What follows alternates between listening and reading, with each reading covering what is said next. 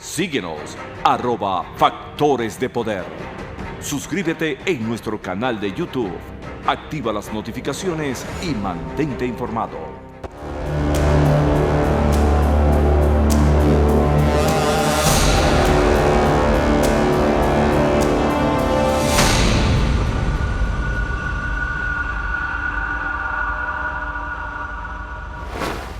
Regresamos con Agárrate.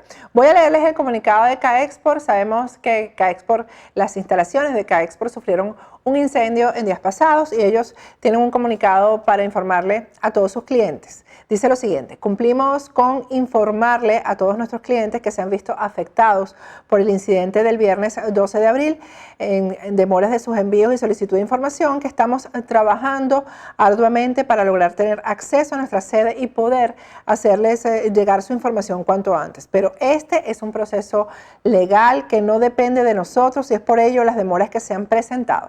Estimamos que mediados o finales de esta semana nos permitan el acceso a nuestra sede.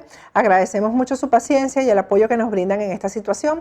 Para mayor información, ahí tienen los números de teléfono en pantalla de CAEXPOR. Hay una línea de WhatsApp en Venezuela que es 0424-466-5629 y 0424-466-5630.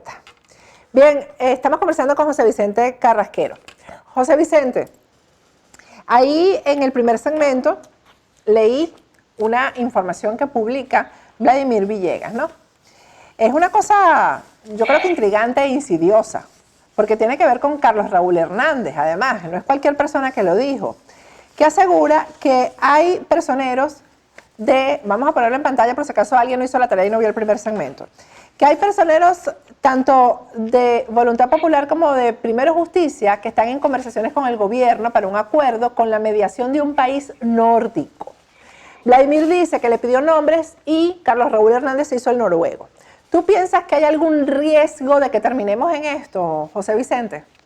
Mira, yo tengo una primera preocupación y es el papel que está jugando la señora Federica Mogherini en todo este asunto. Básicamente porque los europeos, que tienen una dilatada historia de milenios, ya no serían siglos, sino milenios, están acostumbrados a estos movimientos paquidérmicos, ¿no?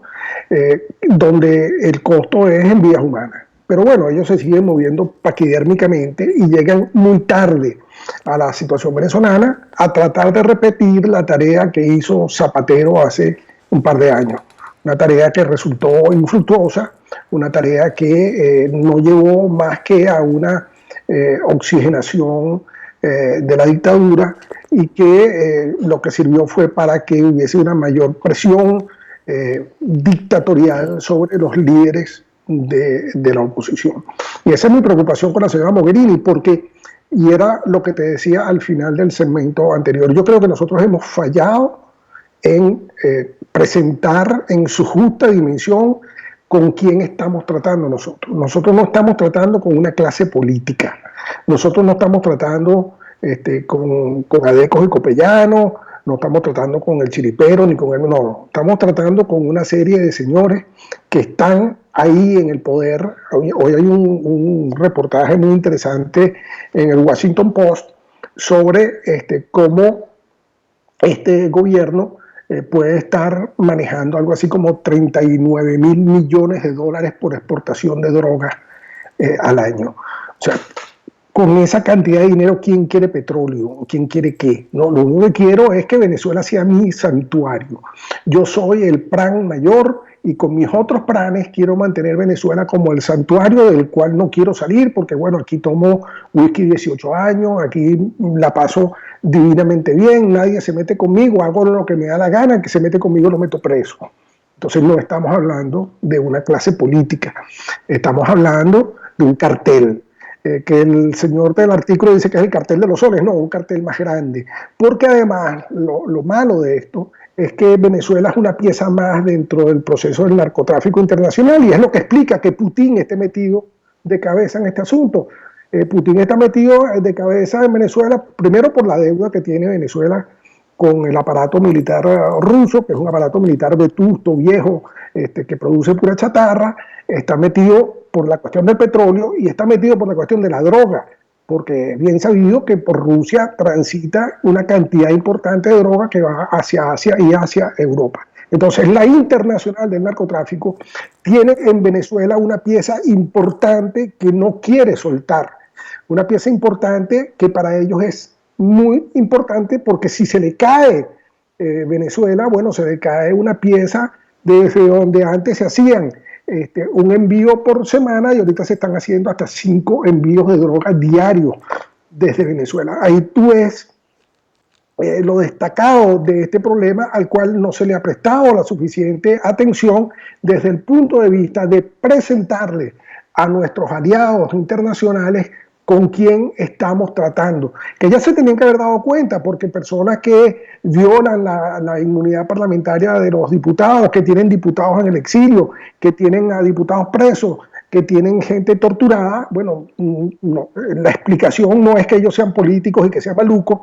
sino que son unos señores apegados a las prácticas más viles del narcotráfico internacional, que es mantener el control sin regla alguna, sin escatimar en ningún tipo de principio, sin valor alguno, y mantener a la gente sometida a la dictadura. Es una tarea pendiente que tenemos los venezolanos. Pero tú dices que es que los generadores de opinión, los líderes de opinión no nos hemos afincado en eso, pero por ejemplo, ¿tú crees que la Mogherini no está clara en eso? Yo creo que hay demasiadas evidencias a nivel mundial. ¿No está clara? No. Tú oyes hablar a la Mogherini y con el debido respeto que me merece la señora Mogherini, tú estás oyendo hablar a una persona que cree inocentemente en que Maduro es un político y que Maduro puede sentarse a negociar bajo principios democráticos con cualquiera. Pero una persona, o sea, yo creo que ahí el error es de ella, porque yo creo que esto se ha explicado ya bastante y creo que ella no está apta para el cargo que tiene, porque no puede ser tampoco una persona inocente la que esté en ese cargo, ¿no? Claro, pero fíjate, la señora Mogherini no se representa así sola. La señora Mogherini está ahí en representación de la Unión Europea, lo cual quiere decir que el sentimiento que hay en muchos sectores de la Unión Europea es este.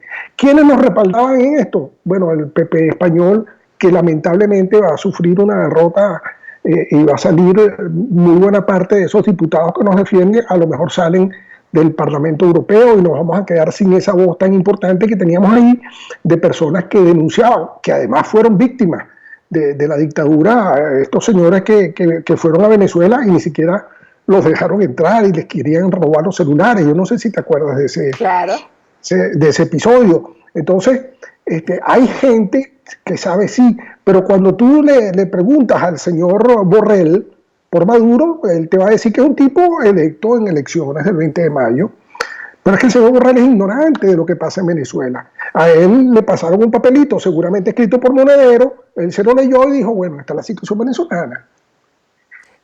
Nosotros también juegan, Patricia, y eso lo tenemos que tener claro. Nosotros tenemos que buscar la manera de reunirnos con el señor Borrell y decirle al señor Borrell, mire, señor Borrell, las elecciones del 20 de mayo fueron absolutamente ilegales, ilegítimas, no eligieron a nadie. Venezuela no tiene presidente.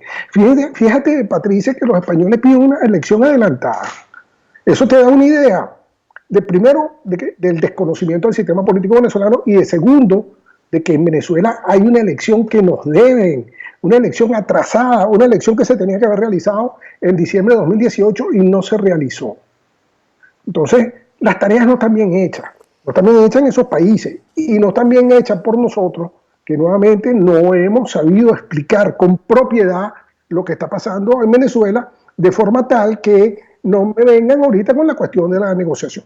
¿Cuál es la única negociación que yo vería con un cierto, y por supuesto con un 98% de desconfianza? Que la señora Mogherini me dijera, mire, aquí tengo ya acordado y firmado que ustedes van a poder elegir un Consejo Nacional Electoral y que ese Consejo Nacional Electoral va a un plazo tal a convocar unas elecciones con un registro electoral limpio y con un sistema electoral distinto.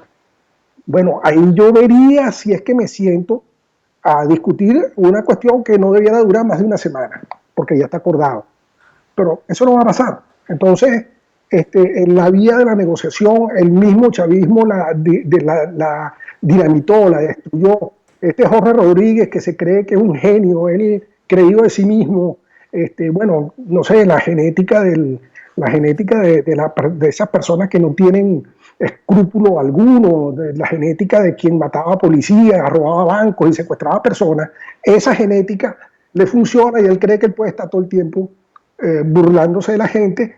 Ya nadie cree en una negociación donde el que se vaya a sentar sea Jorge Rodríguez ni Maduro. El gobierno se quedó sin ningún tipo de posibilidad, el gobierno no, la dictadura, sin ninguna posibilidad de ser representado seriamente en una mesa de negociación.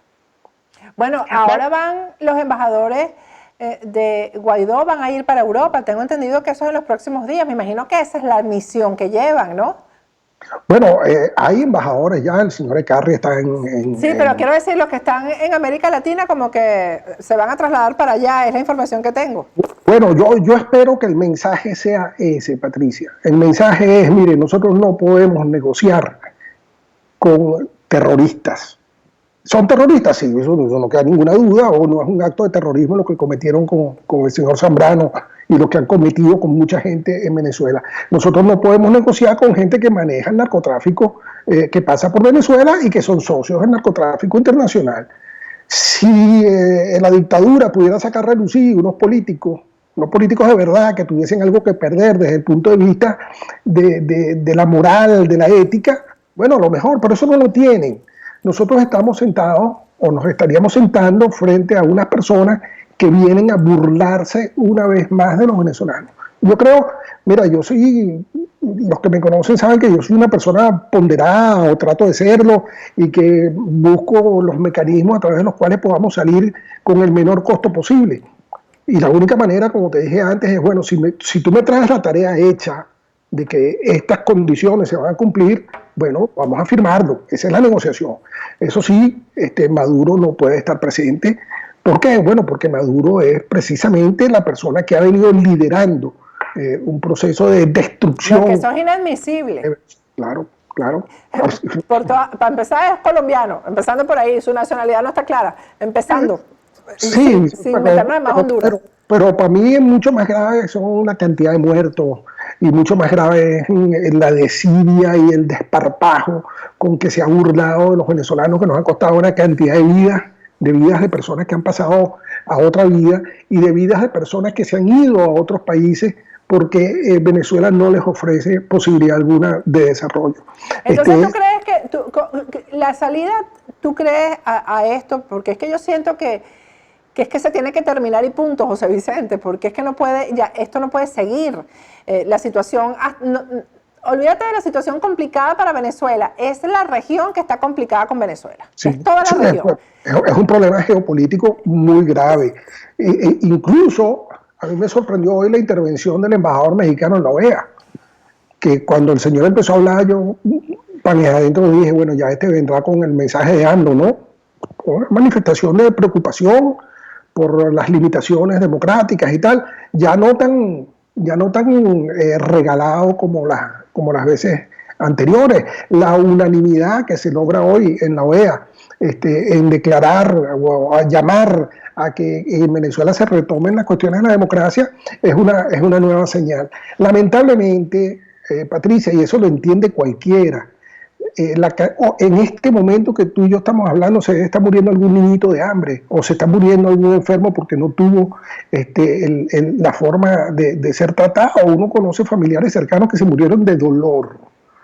El dolor era tan intenso que no había una morfina para ponerse y se murieron de eso. Eso es lo que está pasando en Venezuela. Entonces, todos estamos desesperados, claro, por una solución, pero tenemos que entender que las burocracias internacionales lamentablemente no se mueven en esas velocidades. Y nosotros lo que sí tenemos que hacer es presionar sobre la opinión pública del país que más nos está ayudando, que son los Estados Unidos, donde cada día se incorpora un senador más. Hoy se incorporó, la semana pasada se incorporó un senador más a pedir que se solucione el asunto de Venezuela. Como se ha venido diciendo, tú te montas en el carro y ya las emisoras que transmiten en inglés, tú lo dejas haber visto, a cada rato están hablando de Venezuela. Las emisoras de televisión acá rato están hablando de Venezuela. Venezuela se ha convertido en un tema de opinión pública norteamericano que puede afectar la política norteamericana. Entonces vuelve a ser un asunto de los líderes de opinión, nosotros, de presionar a los Estados Unidos para que se tomen medidas más severas, más drásticas con respecto a la situación que viven los venezolanos. Los norteamericanos sabemos que todavía están esperando el efecto de las sanciones, que recién hace 2 semanas fue que empezaron a tener su efecto, y sanciones que se van a ir endureciendo. Vamos a empezar a ver bloqueos de los barcos que llevan petróleo de Venezuela a Cuba. Ya Cuba está acusando el golpe, ya entró en asuntos de racionamiento y cosas de ese por el estilo. Lamentablemente los cubanos tienen una larga experiencia de sufrimiento, y esto para ellos a lo mejor no es ninguna presión, pero para los venezolanos sí. Y hay una cosa, Patricia, que es bien importante y que nos las tenemos que tener en la mente, meter en la mente. Venezuela no es Cuba. Y lo estamos demostrando. Venezuela no es Cuba. Venezuela ha sacado una playa de líderes en los últimos años que se han mantenido luchando contra la dictadura, algunos con sus mecanismos, otros con otros mecanismos, pero la oposición venezolana ha logrado mantenerse viva. Una oposición que no existe en Cuba. Los que se oponen van presos o son silenciados, liquidados. En Venezuela hemos logrado mantener esos espacios que son importantes para decir que disentimos, que no estamos de acuerdo, para denunciar permanentemente a un gobierno oprobioso, a un gobierno malo, a un gobierno de maldad, además, donde el señor Cabello se precia de las maldades que le puede hacer a los venezolanos. Eso es un asunto que tiene que mantener al venezolano en pie de actuación. Entregarse en este momento es ir hacia la hecatombe, y ojalá que no tenga que explicar lo que es la palabra hecatombe. Estamos en una situación donde el gobierno la dictadura necesita 15.000 millones de dólares para resolver el problema de la electricidad que no va a tener, y además de esos 15.000 millones de dólares se van a robar 12.500. Los otros 2.500 los van a gastar en chatarra, que no va a ser suficiente para resolver los problemas de la electricidad en el país. Y por ahí vamos. Ahí con la electricidad viene el asunto del agua, y con el asunto de la electricidad y el agua vienen los asuntos sanitarios, y ahí vendrán entonces las enfermedades que habían sido erradicadas hace 40 años y que aparecen de nuevo.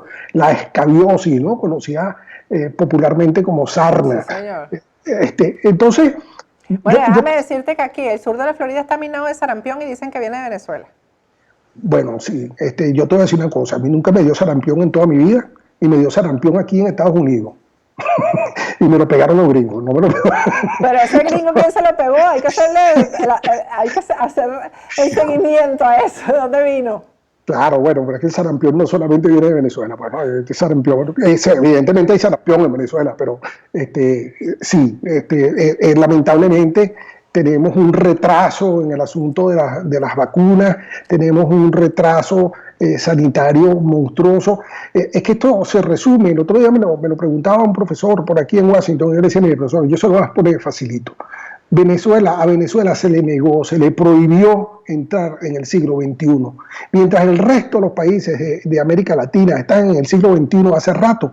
Venezuela, en vez de estar en el siglo XX, a las postrimerías, no, está retrocediendo aceleradamente hacia el siglo XVIII, porque eso es lo que le conviene al comunismo, claro. Porque eso es lo que le conviene a esta gente. Ahora está de nuestra parte no permitirlo, está de nuestra parte de colaborar con un liderazgo que hay ahorita que casi por cuestiones de la providencia apareció en enero de este año, y que significa casi que la última oportunidad de derrocar, de salir de esta dictadura. Por cierto, que hay ciertas cosas que lo que te decía que hay que corregir en el lenguaje. A los dictadores no se les dan golpe de Estado. Por ahí empezaron a decir que el 30 de abril un golpe de Estado. Así es. Eso no fue ningún golpe de Estado. Y lo otro que hay que corregir es que la Asamblea Nacional Constituyente no allana la inmunidad parlamentaria, la viola, porque ellos no tienen nada que decir, son írritos, no existen. El señor Cabello saca su poder solamente de las bayonetas. Que además déjame decirte que es el jefe de gobierno, es el que está dando las órdenes, es el que está encabezando la represión, es el jefe de gobierno. El otro lo que hace es desfilar con los militares, el Maduro, pero este es el jefe de gobierno. Entonces nos toca ver si le pedimos a la gente que siga en la calle o le decimos que se vaya para su casa. Esa discusión la hemos visto en Twitter. La misma gente que decía que había que salir para las calles, ahorita está diciendo que no hay que salir para las calles. Hay que tener mucho cuidado. Nuevamente, los líderes de opinión tenemos una responsabilidad muy grande en lo que decimos. La gente nos oye, la gente nos escucha, la gente procesa lo que nosotros estamos diciendo. No es que ellos son tontos. Mira, la opinión pública venezolana ha evolucionado en estos 20 años de una manera impresionante. Y entienden y comprenden muy bien la situación que estamos atravesando los venezolanos. Entonces, yo creo que nosotros debemos ver y ayudar a Guaidó. Guaidó no es omnipotente uno, ni infalible tampoco, pero yo creo que es un tipo valiente que está dando la cara, que podía haberse enconchado en la primera de cambio y no lo ha hecho, que está ahí y que está ahí porque se le tiene un cierto respeto desde la dictadura, porque se dictaron violaciones de la inmunidad parlamentaria de varios y a él no lo metieron. ¿Por qué? Es una pregunta que tenemos que responder. Y es porque Maduro y su combo entienden que Guaidó tiene una especie de protección especial de los gobiernos de la región. Su inmunidad está ahí. Claro, entonces yo creo que nosotros tenemos que construir un discurso que gire alrededor de la necesidad de rescatar la entrada de Venezuela al siglo XXI que Maduro impide, que Maduro y Cabello impiden, que Maduro, Cabello y los Rodríguez impiden, porque ellos son los que, bueno, ahí tú ves a la señora Rodríguez con las carteras que aparece, tú que como eres dama debes entender de eso más que yo, pero no se ven carteras baratas ni las joyas no, que pero además la denuncia que está haciendo Andrés Velázquez, que se gasta $1 millón mensuales en Guayana. ¿Y qué hace en Guayana? ¿Con quién le paga eso? ¿Quiénes son los contratistas que están detrás de eso? Todo eso hay que averiguarlo. Bueno, yo creo que sí, que esas cosas hay que averiguarlas y denunciarlas. Tenemos ahí un filón de crítica que hacer nuevamente a un gobierno al cual se le mueren, y sigo llamando gobierno a esta peste que llaman, perdónenme por eso. Es la costumbre. La dictadura se le muere a cada rato un muchacho, ¿vale? A la dictadura se le muere a cada rato alguien que no consiguió hacerse la diálisis o que no consiguió la medicina para la diabetes. Oye, esa es la grave situación que vive Venezuela, que en Caracas hay gente que está bien, entre comillas. Eso es verdad, pero ese no es el cuento del resto de la provincia. Lo del estado Zulia clama ante los ojos de Dios. O sea, ¿cómo vive una persona a 42 grados centígrados? Puede vivir sin electricidad. Eso es una cuestión inhumana.